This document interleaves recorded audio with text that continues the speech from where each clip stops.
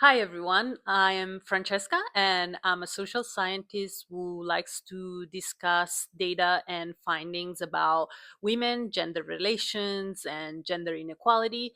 And in this video, I really want to talk about the movie Anora and why I think the movie is a big win for women based on science. First of all, I just want to start by saying that I really, really loved the movie. And I believe I'm not the only one since the movie has been receiving a lot of critical acclaim. It's been getting many positive reviews.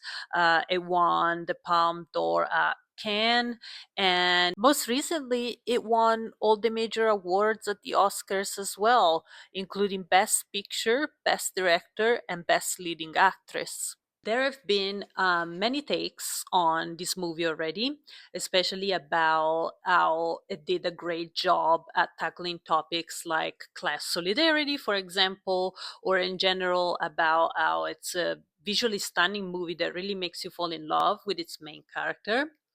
But in this video, I want to focus on how the movie did a great job at highlighting the humanity of its main character, with Anora, or Annie, as she prefers to be called, with a sex worker, and why that, highlighting her humanity, is a great thing and a big win, not only for sex workers, but for all women.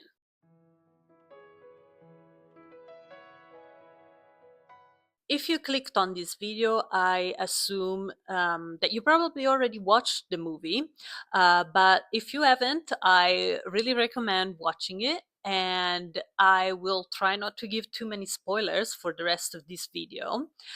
Very, very briefly, the plot is about Annie, a woman who lives in New York and works as an exotic dancer and sex worker, meeting a young man named Vanya, who also currently lives in New York and who comes from a very rich Russian family and is staying at a house that his parents own, although it seems that his parents want him to move back to Russia very soon. Vanya initially hires Annie for sex, but then they start hanging out more often, and he basically hires her then to keep in company and to act as his girlfriend while he hangs out and parties with his group of friends.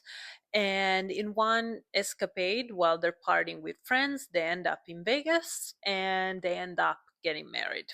And Annie is hesitant at first about getting married because she doesn't think that Vanya is serious about getting married, but he convinces her to get married because he tells her that he is serious because he also wants to get married so he can eventually become a US citizen and doesn't have to go back to Russia if he doesn't want to. So yeah, they get married, and shortly after they get married, his parents find out, and let's just say that they're not happy. They're not happy about this marriage at all. The parents, when they find out, send goons to the house in New York where Annie and Vanya are staying at, basically to convince them to get the marriage annulled. The goons try to restrain them, but Vanya runs away while Ani is held back. And eventually, Ani ends up joining the goons looking for Vanya. And then Vanya's parents also arrive in New York from Russia, and just a lot of chaos, basically. And the movie really is hilarious. It's got a lot of funny moments, but it's also very heartwarming and heart wrenching at times. Why? Because I think, at least in my opinion, the movie does such a beautiful job at depicting Annie as a full and complex human being. And so the viewers cannot help but feel for her throughout the movie.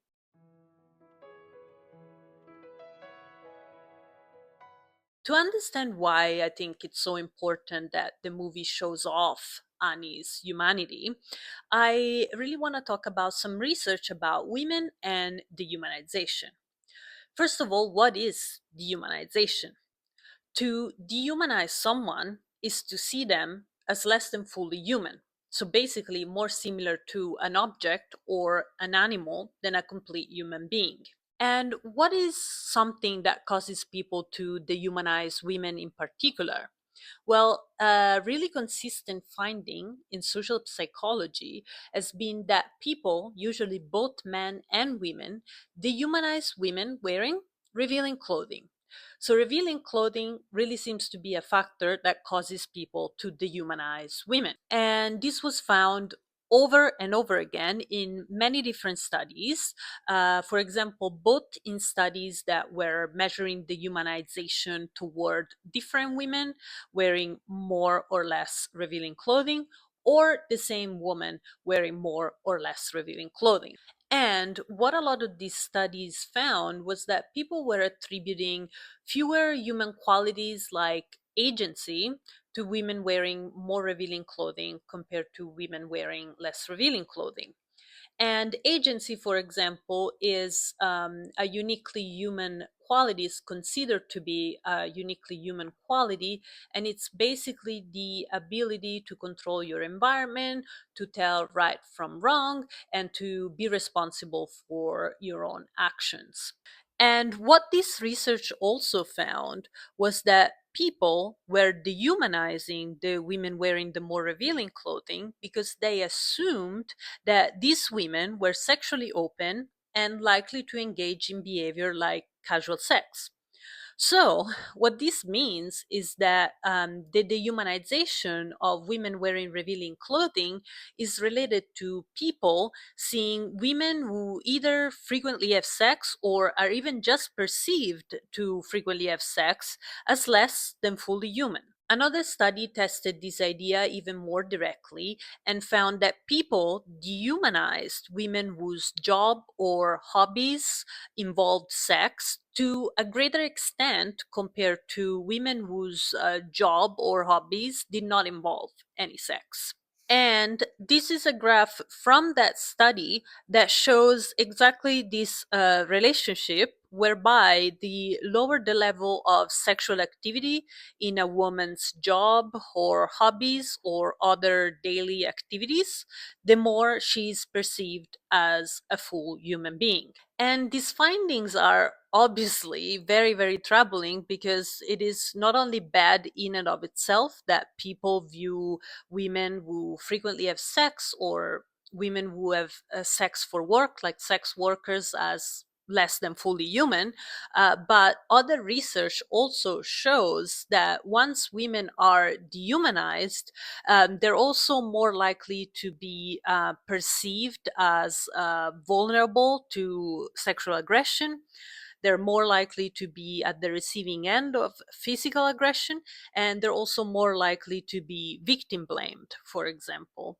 And these findings probably don't sound too surprising because even though people can certainly fall victim to sexual aggression or physical aggression wearing any type of clothing, it is also true that when the victim is a woman wearing somewhat revealing clothing, for example, a very short skirt, it is in those cases especially that people say things like, well, she was asking for it.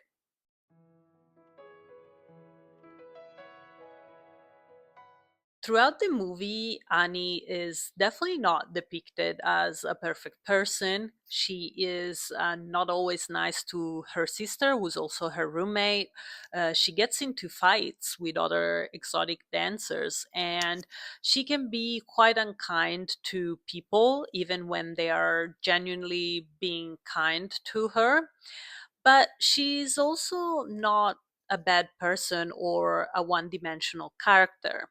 She clearly goes through a lot of emotions throughout the movie. She fights back fiercely when she's first attacked by the goons. And she also always stands up for herself, and there's no denying that she's very assertive. and she has full control of her own actions, and she has a lot of agency, one of the uniquely human qualities that I talked about before. Basically, there is no denying that she's a full and complex human being. Like, I think it's most beautifully shown in the last scene of the movie, for example. No spoilers, but I think that was one of the best scenes of the movie. There are a lot of explicit scenes in this movie, especially an opening scene that shows the exotic dancers in the movie working in a club, and many sex scenes between Annie and Vanya throughout the movie. And I have to admit that it was a bit jarring watching some of those scenes, especially because I watched this movie at a film festival that had a bit of an older audience. So it did feel a bit awkward watching those scenes with that crowd. And the movie also caused some online controversy regarding how those scenes were filmed, because the director and the cast decided not to have an intimacy coordinator on set. So that was considered controversial. And also, some people online criticized the fact that the explicit scenes and the movie in general seemed to appeal to male fantasies and the male gaze a little too much. However, I do think that those scenes make a lot of sense in the larger context of the movie. And it is very clear watching those scenes that Sean Baker, the director, and Mikey Madison, who plays Anora, the protagonist, did a lot of research to make those scenes feel very realistic and authentic. So I personally don't think that those scenes were gratuitous at all. I don't think they were uncalled for, because guess what? Yes, sex work involves sex and a lot of things like revealing clothing. And even though the protagonist of this movie is a woman who has sex for work and wears a lot of revealing clothing, she's fully human and fully deserving of respect. And I think the movie is so good at showing this, because by the end of the movie, everyone sympathizes with the protagonist. I mean, it would be really difficult not to. And everyone should feel pretty disgusted, or at least turned off, by the way she is treated and disrespected by Vanya, his parents, and pretty much all except one of the goons, essentially just because she is a sex worker. Vanya's mom, in particular, is very, very cruel to her, and I think that's a little bit hypocritical, because even though Vanya's mom, I mean, there's no indication that she was ever a sex worker. I mean, she probably came from money too.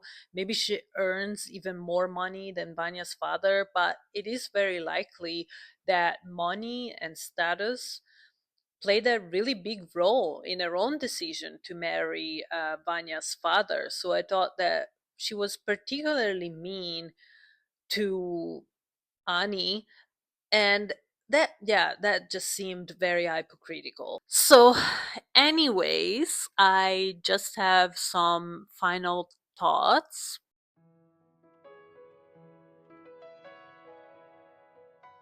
By depicting Ani with such depth and complexity, and through showing us her strengths, her weaknesses, and her resilience, I thought that the movie did an amazing job at making viewers reconsider their own preconceived notions about sex work and sex workers, especially because a lot of other movies and TV shows that are about sex workers or women who have casual sex, for example, can often depict these women as one dimensional characters, and can often contribute to the dehumanization and objectification of these women.